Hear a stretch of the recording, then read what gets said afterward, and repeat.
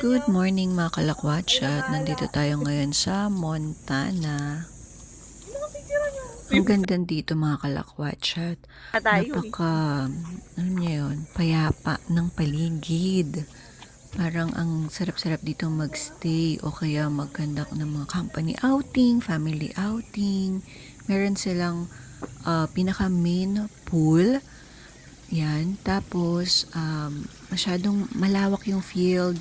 Madaming puno. Pwede kayong maglagay ng tent. Merong playground for our kids. No? Sobrang ganda niya. Kita nyo ba yan? Ngayon, pupunta kami sa bandang likuran. Ano? Parang sa Baguio. True. Diba? Itong bandang likod na to mga kalakwatsa, pwede dito maglagay ng pang set up sa picnic, yan. Tapos, hindi naman kayo maliligaw kasi meron naman silang guide dyan, nakalagay, tapos yung mga do's and don'ts. And then, kung ang iisipin ninyo ay yung bang mga comfort room, o kaya meron ba to na pwedeng pang overnight, meron naman sila. Ito yung mga sample nila na cabin. Diba? Iba-ibang klase yan. May good for 2, good for 4. May pang family.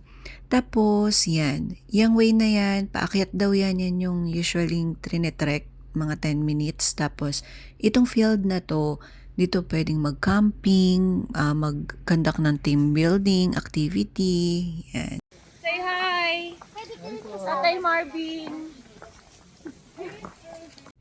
Ito na nga mga kalakwatsa, yung kanilang open field, 'di ba? Sobrang linis, sobrang ganda. 200 to 800. Pero yung 800, ilang milyon? Ano ma'am? Siguro mga good for 3 to 4 packs. Dito sila mga kalakwatsa at nagpe-prep. So kapag may booking, ayan, yan yung prep area nila.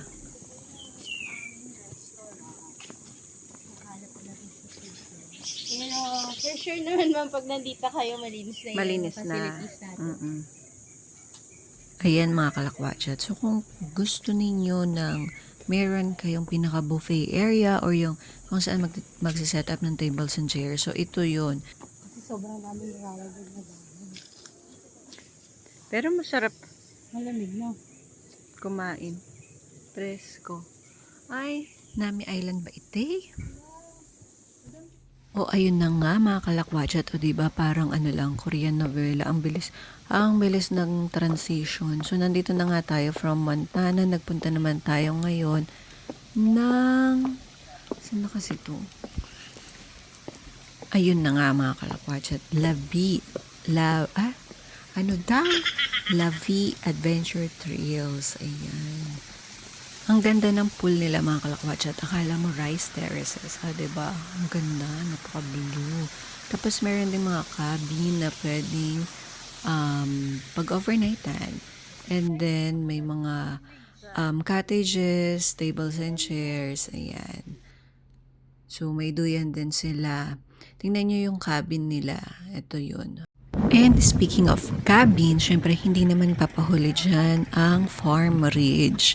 Ito madalas tong mag-pop sa sa aking Facebook, no? Yan. Kasi maganda yung nito, yung parang point of view, So ayun na nga, yun na yun mga kalakwatsa. So ayan, meron silang mga cabin, yes. Cabin na nakahiwalay. Meron din silang event area. So, ito yung event area nila. So, sa second level. Pero, ang alam ko, itong room na to, pwede ka din mag-stay dyan. Ito yata yung naka-aircon nila na events place. Yan. So, diba ang ganda niya? Kitang-kita mo ang pantabangan. Oh, yes. Yan nga yun. Ang ganda, diba? Ang hangin at saka sobrang malamig yung si kuya naman for the welding dinig na dinig sa background. Ayun na nga, sige, ituloy nga natin ang ating pamamasyal dito sa Farm Ridge. At may solar pa nga sila, no? So, yan. May solar dito. So, hindi ka mangangamba pala pag dito ka nag-book. So, ito yung mga cabin nila na pwedeng pag-overnightan. Yes. Pero parang mas malalaki yung nandun sa medyo upper part nitong farm. At ito yung maganda dito. May sarili ka ng pool per cabin. So, hindi mo na kailangan pumunta sa isang main pool. Kasi paglabas mo or pag-open mo ng door, ando na yung pool. Ang saya! May guest po ba dito? So, ito na nga siya sa loob. Ayan, pasensya na at iba kasi yung orientation ng video. Pero maluwag sa loob. Tapos, ayan, doon na tayo sa usual na nakikita ko na nagtitake ng photos yung mga nag-visit dito. At ito nga ang chika, ayan nakikita nyo ba yung mga green na yun? Yung mga bilog na yan, cotton yun. At first time kong nakakita ng cotton sa totoong buhay. Kasi sa Farmville ko lang yung nakikita.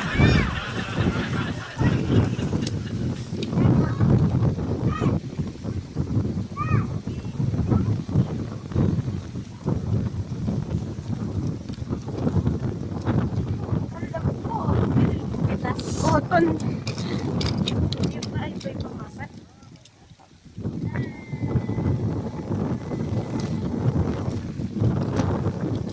Parang maganda. May guest daw dyan.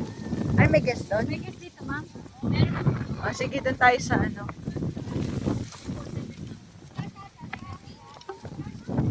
7-8 yun, ma'am.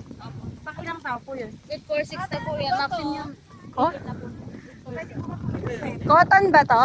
Opo, cotton. Oh, cotton. Cotton to. Bulak. Charis.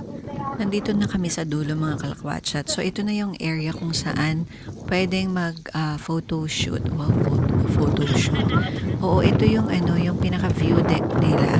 Na makikita mo yung buong Pantabangan Dam. O, diba? So nice. Sabi nga. Yan, ang ganda. Ang lamig. Ang hangin dito mga kalakwatsyat. Sobra. Tapos na dito din yung mga malalaking unit nung cabin. So, per cabin pa din merong pool. Diba? Imagine mo yun. Saya. Kahit na malaki yung area, may sarili pa rin siyang pool. At tara na ngang lumipat ng location, mga kalakwatsyat. So, ito naman, bisitahin naman natin to. Super dindayo din to ng mga taga Nueva Ecija. So, ito yung Lake Farm de la Mare. Ano ba yan? Pwede po ba next time? Yung madali-dali lang i-pronounce, So, Lake Farm. Lake Farm na lang tayo, para hindi masyadong mahirapan.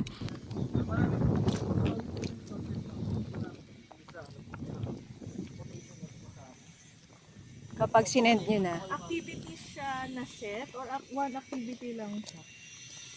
Kaya may sinasabi kang 5 sets. Bali ma'am, ibigay po kami ng, for example, 15 set ng activity. Pipili po kayo ng department.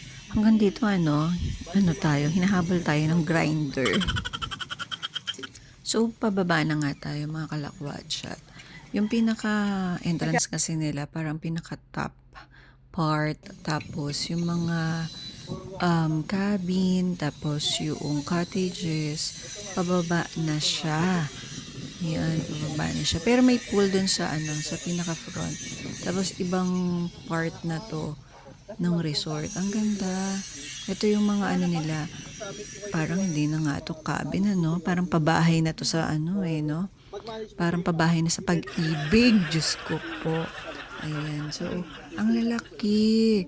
Pang siya. Pwede yata to sa 13 na katao. Ang lalaki niya. Tapos, may aircon na. Ang ganda. Tapos makamayaman. Mukhang malawak pa ito mga kalakwatsyat at hindi namin sure kung aabot pa kami dun sa dulo. Pero sobrang luwang nung farm nila. Ang ganda.